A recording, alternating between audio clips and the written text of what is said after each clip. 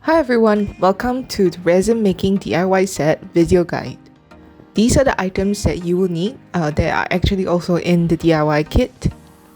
So first and foremost, for this resin, if you're measuring in grams, you'll use a 3:1 ratio, but if you're measuring in ml, it will be a 2.5:1 ratio. It's just to account for the difference in the measurement unit. At the end of the YouTube video, you can actually see that I've made charts for you to reference to, so that converting the numbers will be easier. So for this project, we'll actually be doing it in 2 pours, and for the first one, we'll make roughly about 40 ml, which is 30 ml A to 12 ml B. It's just adding a little more B to the mix if you're measuring by ml. So to clean the mold, you can use warm water and soap and then dab dry with a kitchen towel and Q-tips. The reason why we want to dab dry is because we don't want watermarks to be left on. So if you leave it to dry, naturally there might be watermarks. So this is the epoxy that I'll be using, epoxy resin, and it goes by a 3:1 ratio if you're measuring by grams, 2.5:1 if you're measuring by ml. The measuring cups in this kit will be in ml, so that's why we're using the 2.5:1. So as a start, it's a good habit to actually label the measuring cups, and I would even recommend you go a little bit further, which is to actually mark out the points, the lines that indicate the change. So I'm using a permanent marker to actually label the measuring cups A and B. Okay, so we're gonna put on our gloves now.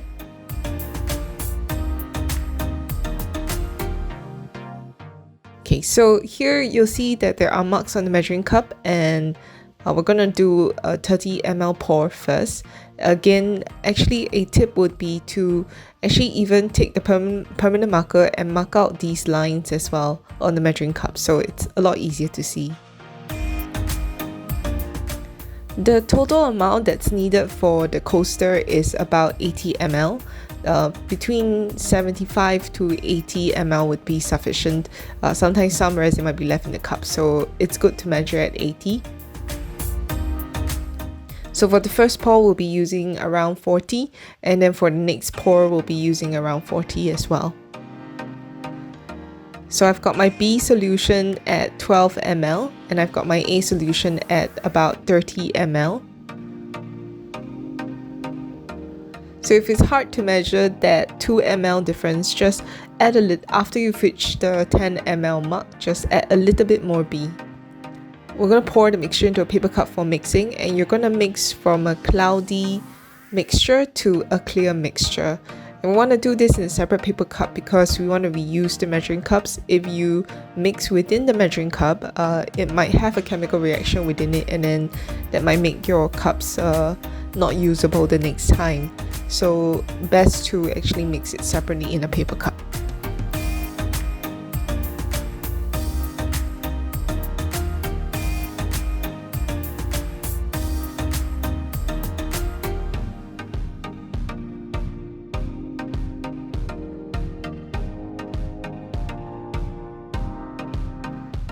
So the reason why we're doing it in 2 pours is because I want to actually cover the corners of the coaster first before I do the second pour. If I don't do this, then when I pour the 2 different colored resin down, they will seep into the edges, and I've done this a few times, and it always goes it doesn't look very nice when it seeps into the edges and flows into parts where I don't want it to flow into. So I find that doing a first pour is better, to just fill up the edges first. You're going to take your torch next to just lightly touch the surface of the resin to remove any bubbles. If there are bubbles stuck in the edges, you can actually use your wooden stick to just kind of gently lift it up, and then just slightly torch it again to remove bubbles.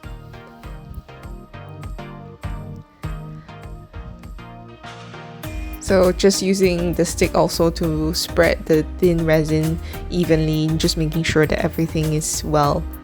Now after you are done with this, you want to leave it to kind of cure a little for about 2 hours thereabouts.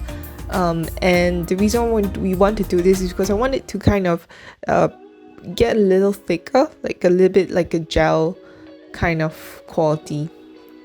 Okay, so to clean your measuring cups, you can use separate kitchen towels to actually just wipe them first before you actually wash them with soap and water.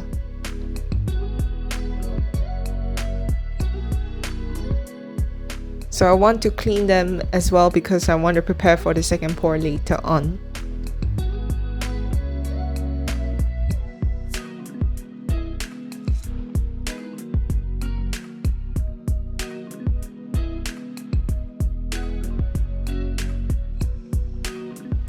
Alright, so you're gonna allow the resin to cure for about 2 hours first before doing the second layer, because I want the first layer to kind of thicken a little, so that it's to prevent the second layer to not seep into the corners too much.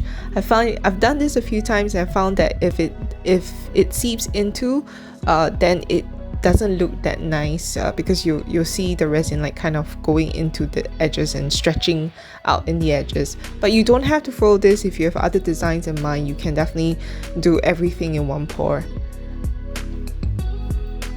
So after about 2 hours, the resin should kind of thicken to a bit of a paste kind of quality, and that's really what we want, because I want it to thicken enough to stop the second layer from going into the edge. So we're going to put on our gloves again. We're going to do a second pour, and this time again it's going to be 30 ml to 12 ml of B.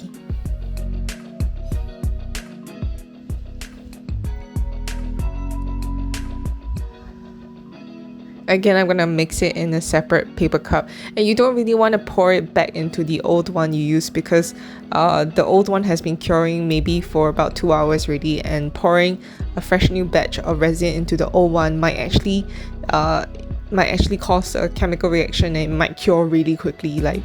So it's better to use a fresh one. And again, mix it until it goes from cloudy to clear.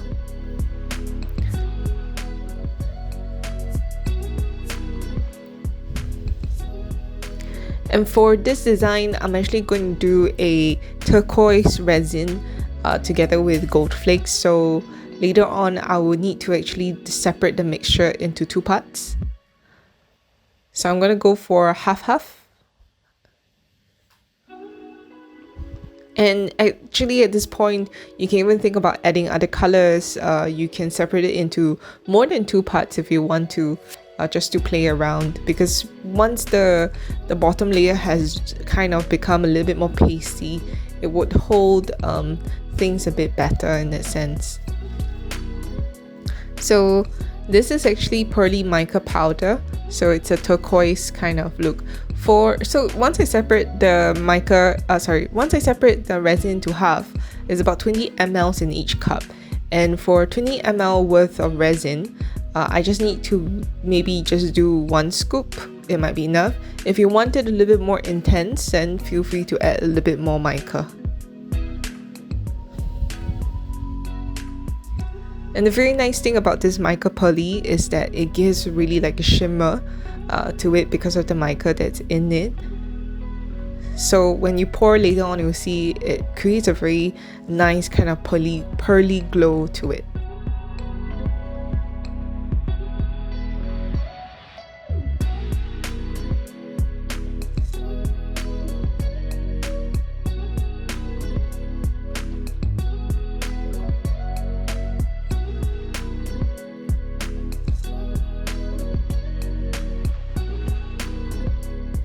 And for this other batch, I'm going to add the gold flakes. So your gold flakes might come in a bigger kind of piece, and it's really okay, because in the cup later on you can actually break it down. So I'm going to add probably sufficient gold flakes. So to break it down, you actually just need to use your stick and press them and kind of like break it down against the wall of the cup. So it's actually, if you really want like smaller flakes, this is one way you can really just do it.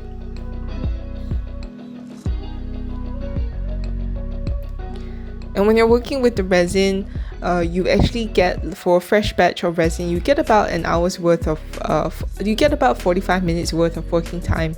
So you don't have to rush, because this is, you don't have to rush your way through it.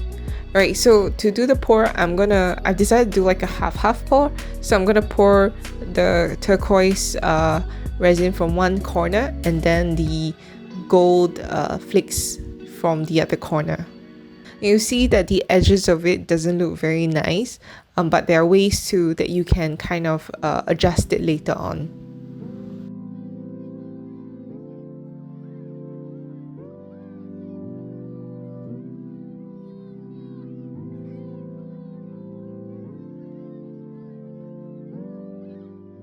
So here I'm actually just making sure that the edges all got the mica. And you want to be very gentle because like the bottom is still a little bit pasty. So you don't want to like trigger it too much. Now the trick here is actually to use the blade of your stick. And because the bottom is a little bit more like pasty now, you can actually drag the top layer and it won't flow that quickly. So I'm using the tip or the blade of my stick to actually create a very nice gradient effect, or almost like a wave-like effect to the resin.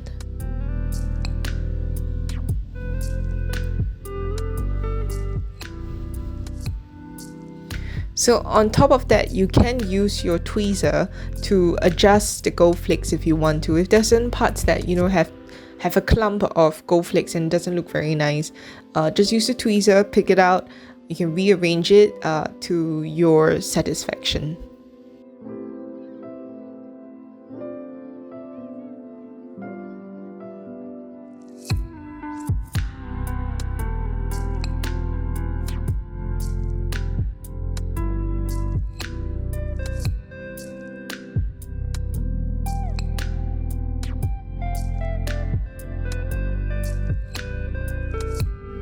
So the last step is really just once again using the lighter to torch the surface and remove any bubbles.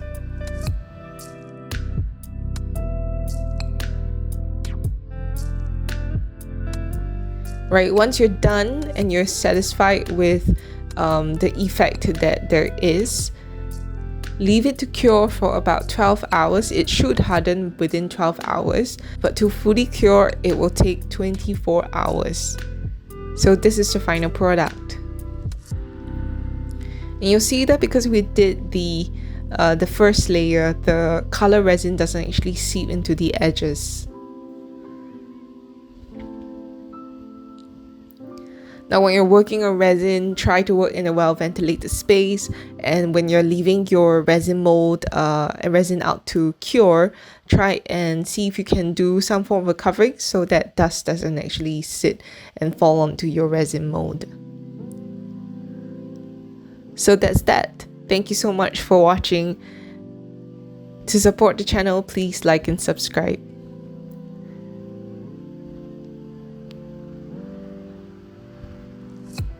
And stay tuned to the end for the measurement charts for measuring ml or grams in resin conversion.